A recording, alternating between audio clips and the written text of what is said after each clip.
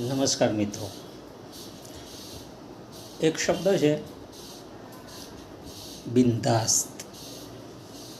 સાચી જોડણી છે બિંદાસ્ત, પણ વ્યવહારમાં બિંદાસ કે બિંદાસ્ત એમ બોલાતું આપણે સાંભળીએ છીએ,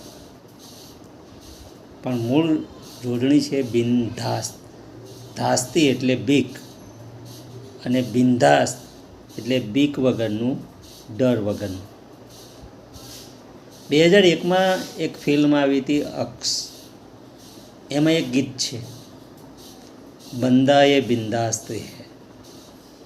પણ તમે નેટ પર સર્ચ કરશો તો જોવા મળશે કે ત્યાં બિંદાસ્તને બદલે બધે બિંદાસ છે.